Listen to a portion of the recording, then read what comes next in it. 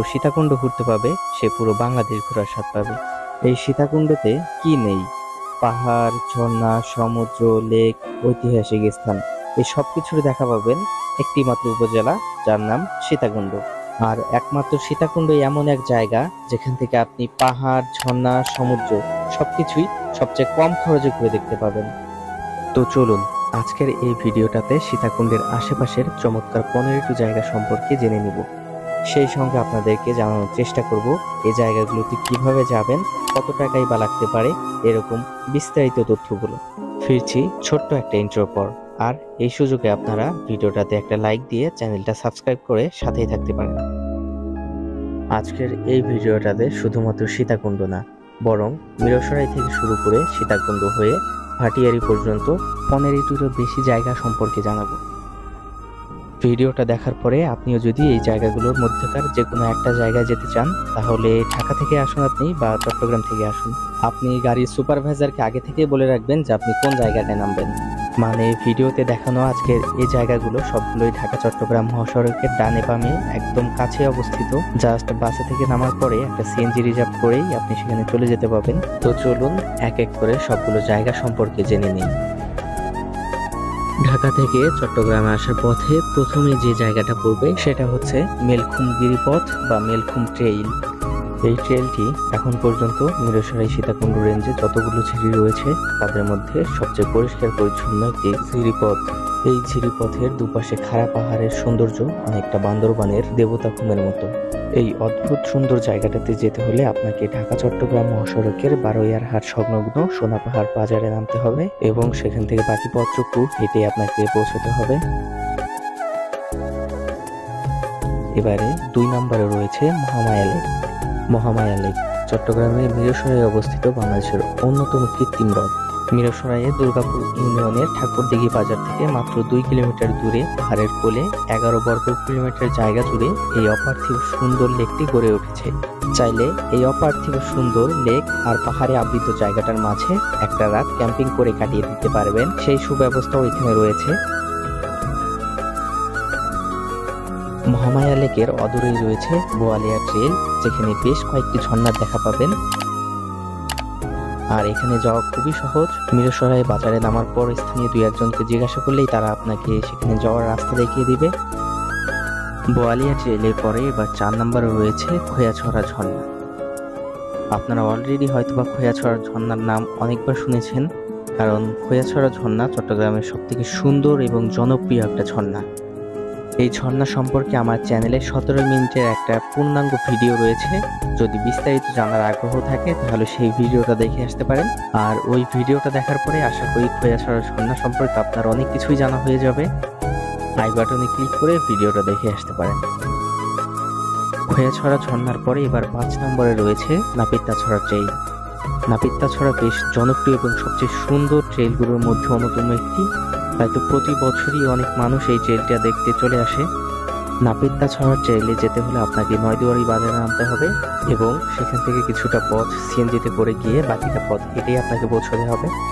আর এই নাপিতাছড়া ট্রেইল নিয়েও আমার চ্যানেলে একটা বিস্তারিত ভিডিও আছে, তাই নাপিতাছড়া ট্রেইল সম্পর্কে এখানে বিস্তারিত জানাবো না। বিস্তারিত জানতে হলে আপনারা এই ভিডিওটা দেখে আসতে পারেন। আর এই সুযোগে আমরা পরবর্তী আরেকটা জায়গা সম্পর্কে জেনে নেই। এবারে 6 নম্বরে থাকে স্থানটির নাম হচ্ছে কমলদহ ট্রেইল বা রূপসী ঝর্ণা।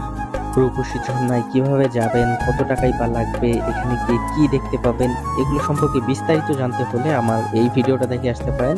সেখানে এগুলো সম্পর্কে বিস্তারিত জানানো রয়েছে, তাই এই ভিডিওতে সেগুলো সম্পর্কে আর বিস্তারিত জানাবো না।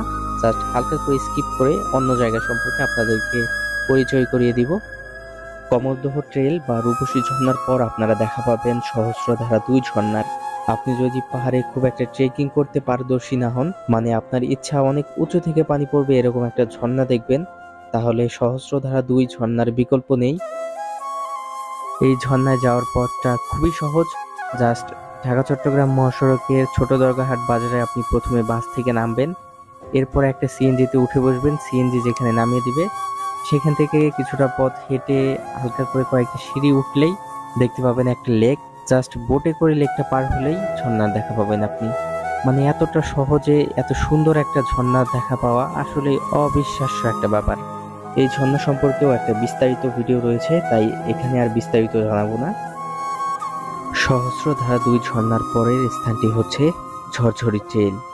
এই ট্রেইলে অনেকগুলো সুন্দর সুন্দর ঝর্ণা রয়েছে। এখানে যেতে হলে আপনাকে ঢাকা চট্টগ্রাম মহাসড়কের পান্থিশিলা বাজারে নামতে হবে, যেটা সীতাকুণ্ড বাজার থেকে একদম কাছেই। পান্থিশিলা বাজার থেকে চাইলে লোকাল কাউকে গাইড হিসাবে নিয়ে আপনি সেখানে চলে যেতে পারবেন, আর গ্রুপের সদস্য যদি বেশি হয় তাহলে আপনারা একাই যেতে পারবেন। ঝরঝরি ট্রেইলের পরে 9 নম্বরে যে স্থানটি রয়েছে সেটি হচ্ছে চন্দ্রনাথ পাহাড়। মেলখুম ট্রেইল থেকে শুরু করে এ পর্যন্ত আপনাদেরকে মাত্র 9টা জায়গা সম্পর্কে জানালাম। জানি অনেকগুলো জায়গা ছাড়া পড়েছে, কারণ এই ভিডিওটাতে তুলনামূলক বেশ জনপ্রিয় জায়গাগুলো সম্পর্কে আপনাদেরকে জানাচ্ছি।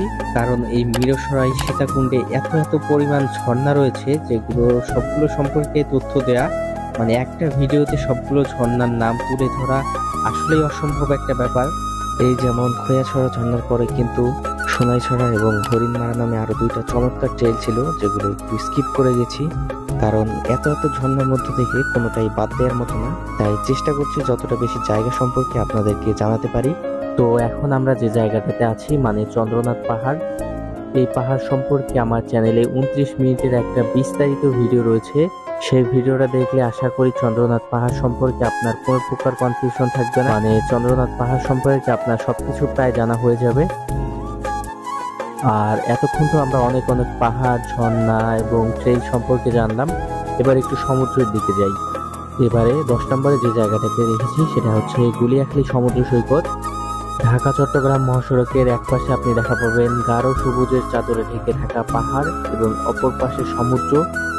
সীতাকুণ্ড বাজারের পূর্ব পাশে রয়েছে চন্দ্রনাথ পাহাড়, এবং সীতাকুণ্ড বাজার থেকে পশ্চিম দিকে গেলে আপনি দেখা পাবেন। এখন আবার একটি পাহাড়ের দিকে ফিরে আসি। সীতাকুণ্ড বাজার থেকে কিছুটা পথ সামনে এগিয়ে গেলে আপনি দেখা পাবেন সীতাকুণ্ড ইকো পার্কের, আর ইকো পার্কের ভেতরে দেখা পাবেন দুইটা চমৎকার ঝর্ণার, যার প্রথমটা হচ্ছে সুপ্তধারা এবং দ্বিতীয়টা সহস্রধারা 1। এবারে লিস্টের 12 নম্বরে রয়েছে অদ্ভুত সুন্দর এক জায়গা, বারবকুণ্ড। বারবকুণ্ড ট্রেইলে গেলে আপনি দেখা পাবেন চমৎকার সুন্দর ঝর্ণা, ঝিরিপথ এবং সবুজ পাহাড়। সেই সঙ্গে দেখতে পাবেন রহস্যজনক বারবকুণ্ড অগ্নিকুণ্ড, যেখানে প্রতিনিয়ত আগুন জ্বলতে থাকে। এই অদ্ভুত সুন্দর জায়গাটা দেখার জন্য হলেও আপনাকে বারবকুণ্ড যেতে হবে। এবারে 13 নম্বরে আবারও পাহাড় থেকে সমুদ্রের দিকে যাব, অর্থাৎ 13 নম্বরে যে জায়গাটা রয়েছে সেটা হচ্ছে বাঁশবাড়িয়া সমুদ্র সৈকত। বাঁশবাড়িয়া সমুদ্র সৈকতের জনপ্রিয়তার মূল কারণ হচ্ছে এই ব্রিজ বা জেটি ঘাটের জন্য। এখানে যেতে হলে আপনাকে ঢাকা চট্টগ্রাম মহাসড়কে বাঁশবাড়িয়া বাজারে নামতে হবে এবং সেখান থেকে একটা সিএনজিতে করে বাঁশবাড়িয়া সমুদ্র সৈকতে চলে যেতে পারবেন। এবারে 14 নম্বরে রয়েছে কুমিরাঘাট। কুমিরাঘাট বন্দরনগরী চট্টগ্রামের অন্যতম সুন্দর একটি জায়গা। পরন্ত বিকেল থেকে শুরু করে সন্ধ্যার আগ পর্যন্ত প্রকৃতির অপার সৌন্দর্যে সেজে ওঠে এই জায়গাটা। সাগর পাড়ে সময় কাটানোর জন্য এটি দারুণ একটি জায়গা।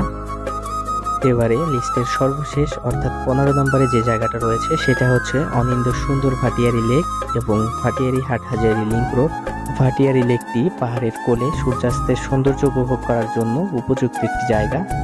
এছাড়াও আপনি ভাটিয়ারি বাজার থেকে মাত্র 25 টাকায় লেগুনায় চড়ে পাহাড়ি আঁকাবাঁকা রাস্তার সৌন্দর্য উপভোগ করতে পাবেন।